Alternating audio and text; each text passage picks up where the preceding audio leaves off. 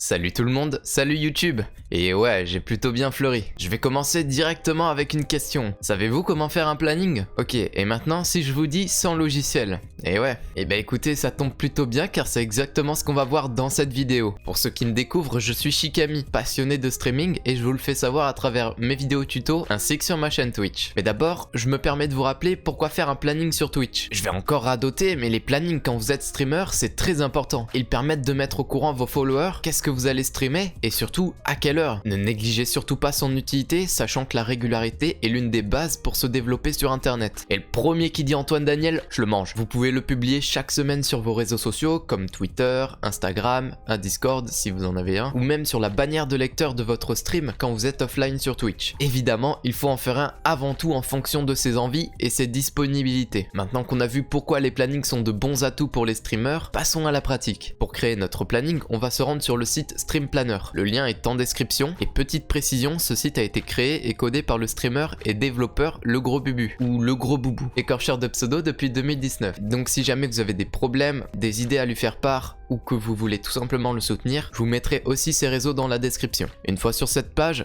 cliquez sur commencer et connectez-vous avec votre Twitch. Maintenant vous allez avoir accès à cette interface. Si vous ne voyez pas l'entièreté de la page, utilisez CTRL- ou CTRL+ sur votre clavier pour mieux vous repérer. Dans le menu de gauche, on a l'onglet planning, l'onglet style, mais je sais pas trop à quoi il sert car on a déjà tout son contenu dans l'onglet planning, et l'onglet bibliothèque pour importer nos images. Nous on va d'abord se concentrer sur l'onglet planning. Sachez que vous pouvez changer de semaine en cliquant ici. Ensuite on va aller dans la partie style pour customiser notre planning. Je vous conseille de créer un nouveau thème, de le renommer et de le sélectionner. Ça sera plus pratique pour la création de vos futurs plannings. Il y a beaucoup de paramètres de customisation donc je vais pas pouvoir tout aborder et je vais vous laisser un peu découvrir par vous-même. Faudrait pas que cette vidéo soit trop longue. Alors en premier, en cliquant sur général, on peut changer la largeur du planning. Moi je vous conseille de mettre 1920 pixels. Ensuite vous pouvez choisir de zoomer ou dézoomer sur votre planning. Vous pouvez aussi arrondir plus ou moins les bords. Vous pouvez customiser les couleurs qui apparaissent dans le fond et vous pouvez même utiliser une image de fond que vous pouvez importer depuis votre ordinateur ou même depuis un URL. Vous pouvez modifier l'affichage de celui-ci ainsi que sa taille. On a aussi la possibilité de changer de langue. Personnellement je vais rester en français. De choisir sur quel jour on va démarrer le planning. Vous pouvez aussi choisir le nombre de jours qu'il va y avoir, l'heure de démarrage de votre planning ainsi que l'heure de fin. L'intervalle de temps correspond à la durée relative d'une case et vous pouvez bien évidemment choisir la hauteur des lignes. Ensuite on a une partie pour rajouter plus ou moins de marge. En dessous on peut choisir d'afficher les heures ou non, changer la couleur de celle-ci, la police ainsi que le format, la taille de la police et la largeur de la colonne des heures. On peut activer l'entête qui permet d'afficher les dates exactes du planning et il est aussi customisable. On peut bien évidemment afficher et customiser les jours de la semaine et de même avec les numéros de jours qui apparaissent en dessous dans sous-titres date. Il y a aussi la possibilité de rajouter du texte sur le planning à certains emplacements définis, comme par exemple le lien de sa chaîne Twitch. Une fois que vous avez terminé la personnalisation, cliquez sur sauvegarder. Là on a terminé la base de notre planning, maintenant il faut le remplir. Pour ça, rendez-vous dans l'onglet agenda, choisissez la date qui vous convient et cliquez sur ajouter un stream. C'est ici qu'on va pouvoir donner un titre, une description, un logo ou même une image de fond. Ensuite, cliquez sur sauvegarder pour l'ajouter à votre planning et pour continuer la customisation, cliquez sur modifier. Ne vous en faites pas si tout ne s'affiche pas directement, on pourra changer ça plus tard et je vous conseille de pas trop rajouter d'informations non plus. Il faut que ça reste lisible. Donc l'onglet horaire vous permet de placer votre stream selon le jour et l'heure et vous permet de déterminer sa durée. Faites attention de mettre la bonne date et le mettre dans une plage horaire que vous avez affichée sur votre planning. L'onglet style vous permet de customiser l'affichage de votre stream sur votre planning. Je vais vite fait énumérer les possibilités car elles sont semblables à celles qu'on a déjà vues. Donc on peut personnaliser couleur de fond et les bordures, leur taille, choisir d'afficher une image de fond ou non. Très important, choisir l'opacité de l'image de fond. Ensuite il y a la petite partie logo de stream qui vous permet juste de régler la hauteur du logo si vous en avez mis un. Ensuite vers la droite on a à nouveau la possibilité de décaler les marges mais cette fois sur le texte qui apparaît à l'intérieur. Ensuite les autres onglets se ressemblent. En gros c'est pour modifier la police d'écriture, la couleur, la taille etc.